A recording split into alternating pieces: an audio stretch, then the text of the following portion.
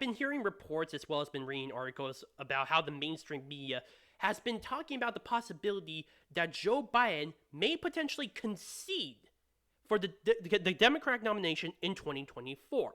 CNN is talking about this, MSNBC is talking about this, hell, even Nancy Pelosi, the former Speaker of the House and one of the major players within the Democratic Party, is actually saying that this may be a possibility. What the Democratic Party wants, and it's hoping for, is to find someone new, someone more charismatic, someone that is more young, on the younger side, someone that may have an actual higher approval rating. Because they're not going to get that from someone like, say, Kamala Harris, who's the supposed successor, and I say that very loosely, to Joe Biden. Kamala Harris, if you think Joe Biden was bad, Kamala Harris is worse. She, as we know, she could not win the Democratic primary. Hell, she dropped out before the Iowa caucus even came to a head at 2% of support within the Democratic Party.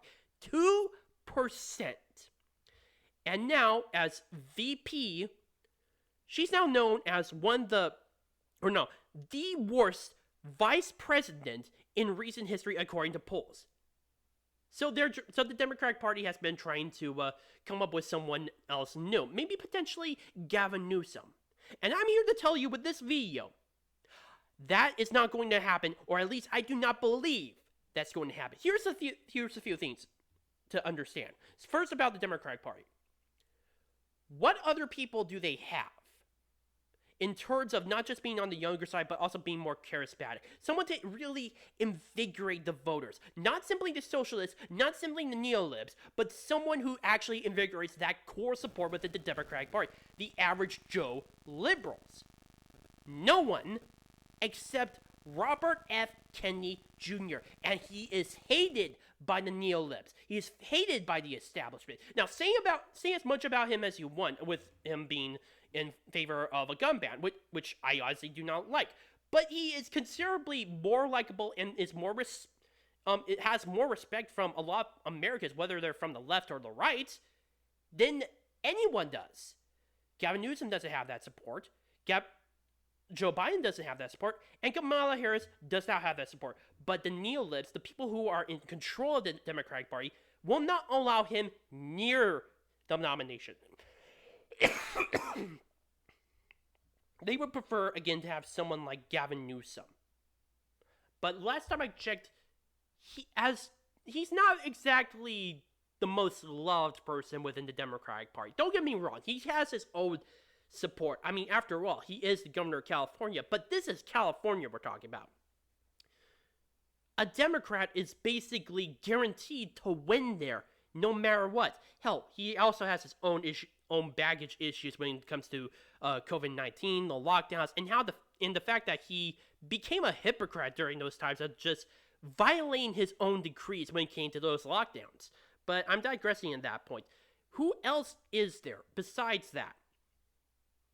I honestly cannot think of anyone else. So, in all honesty, I wouldn't be surprised if the Democratic Party goes along with the incumbent, which in this case is Joe Biden. But he is not as well loved. He is not as well loved as a lot of other former candidates for that office, like Barack Obama. Say what you will about him, he was definitely very popular. He definitely had that support. He's not as popular as Robert F. Kennedy Jr. He's not as popular as Obama or Hillary Clinton when they were trying to run for president. But they're going to have to stick with him. He's the incumbent as well as Kamala Harris. And it's kind of expected that the incumbent may potentially get the nomination. Second problem, and this is about Joe Biden specifically. Both Joe Biden and Kamala Harris. Kamala Harris is not exactly, she is obviously what the Democratic Party wants. That she is on the younger side, but she isn't exactly likable. She is so hated that, again, as I said before in the intro of this video, she could not even make it to the Iowa caucus before dropping out of for the presidency. She is very hated, and it's clear as day that both Joe Biden and Kamala Harris do not like each other. In fact, a lot of the times they tend to try to sabotage each other. The case in point, when Joe Biden made her the border czar and tried to make it look like she was the one in charge of the border crisis as a means of trying to deflect any criticism from Joe Biden to Kamala Harris when it came to securing the southern border. And I would not be surprised if there was a whole lot more in that regard, but still, there is absolutely no way that Kamala Harris has actually good feelings for Joe Biden. In fact, she definitely would love nothing more to see him croak, so that way she herself becomes president. She has actually stated that she's been groomed to potentially replace him in that certain instance. And that's actually happened within the last few days. There was a report about that. That goes to show that Kamala Harris would love her ambitions of being president are definitely high out there. In spite of the fact that she has a negative rating, it's more the very fact that the Democratic Party does not have anyone else, as far as I know, to trade out Kamala Harris, goes to show that they have no other choice but to have her again. Now, Joe Biden has been around as a political career for over 50 years. That's about a fifth of the country's lifespan. 50 years plus. He is one of the longest serving senators, if not the longest serving senator from Delaware. He was vice president under Barack Obama. I almost said Donald Trump. And he supposedly is our president right now. Of course, let me turn the clock back a few years before he was our president.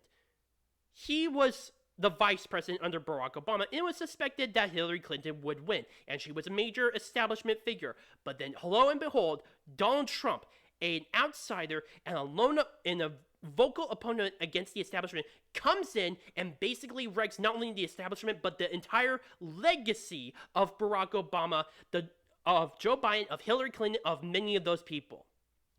And of course, Joe Biden comes back in, trying to look as though that he is a successor to Barack Obama, how he's living his third term as president of the United States, and trying to ride that train a little bit. He's gone so far as to try to secure the virtue signaling vote, that's why I would call it from the wokies out there, and by picking Kamala Harris. Although I wouldn't be surprised if his handlers actually did that for him. All as it means to get back at Donald Trump. And when he was selected as president of the United States, he's been trying to roll back all of what Donald Trump has been doing ever since. And the very fact that now in 2024, he potentially has to go back and face him again. This is, I would argue, is a battle for the ages, because this is a rivalry between two big egomaniacs. And yes, I'm calling Donald Trump an egomaniac, but because that's true, and even he admits to that. But here's the thing. Donald Trump is an egomaniac based upon the accomplishments he's made in his life. Say what you will about him, he's known to have built a major real estate empire. He was in The Apprentice, and of course, he managed to win president of the United States without any political career whatsoever. And based upon my own biases as well as a lot of people, he actually did a pretty good job. And then there's Joe Biden, a career politician who has been basically cast under the shadow by a lot of candidates that he served under. And honestly, he hasn't done really, from what I understand, he hasn't done much during his political career. But nonetheless, he has a major political career. He has a major lifeline in regards to his own legacy, whether that be from the shadow in the shadow of certain candidates like Barack Obama to right now as Joe Biden. And if Joe Biden somehow decides that he concedes to another Democratic candidate in 2024. This is a mission that Joe Biden cannot win. Because not only because of his age, although that's definitely brought up a lot, which is fair enough, but also the very fact that his policies have not been very well loved. He is hated, and he's an inefficient leader. He hasn't gone to Maui. Take it back. He did go to Maui, but it took him about two weeks, and he was forced to do that. He decided not to go to New York for September 11th, opting instead for Alaska, and he hasn't even gone to East Palestine yet, despite the very fact that it's been a few months since the accident there. The idea that Donald Trump may win or that he may concede will not bode well with him. This would be an admission that he is a failure, that Joe Biden is a failure, and that his predecessor, Donald Trump, not only can win, but he's more successful. That's why he will not leave. That he will not concede the Democratic nomination. He will stay in this race. I'm willing to bet that. But whether or not he wins or not, and if it's fair, remains to be seen. My name is Noah Meehan, not the Arc Truth. Please post your comments down below, like this video, subscribe, share with friends. Also, if you have any issues regarding my videos, such as how I speak, or any improvements whatsoever, please post them down in the comment section down below, or directly message me. Thank you.